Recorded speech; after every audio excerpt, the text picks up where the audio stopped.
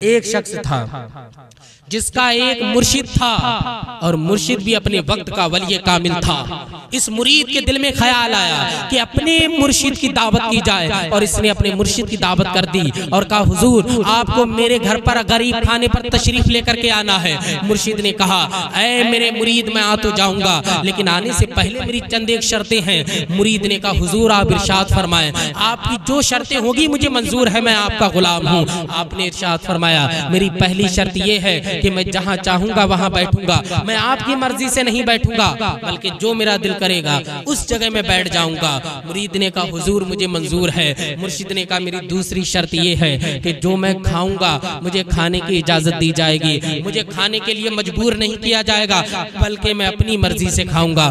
तो मुरीद बोला, हुजूर मुझे ये भी मंजूर है।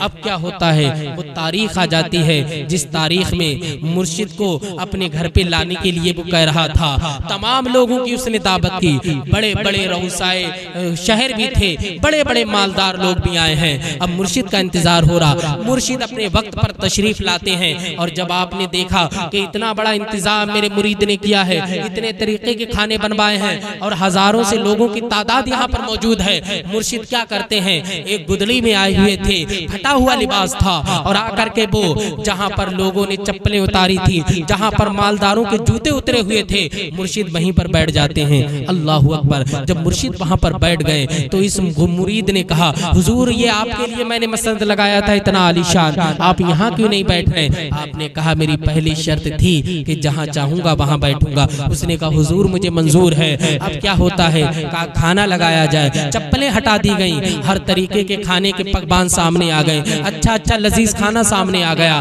बहुत उम्दा उम्दा खुशबुओं वाला खाना सामने आ गया। हर किसी की निगाह खाने की तरफ है। लेकिन क्या होता है, जैसे खाने के लिए लोग बैठते हैं और बिस्मिल्लाहिर्रहमानिर्रहीम पढ़ के खाना शुरू करते हैं, मुर्शिद अपनी जेब में हाथ डालते हैं और एक सूखी रोटी निकालते हैं और खाने लगते हैं। मुरीद बोला, हुजूर ये क्या है?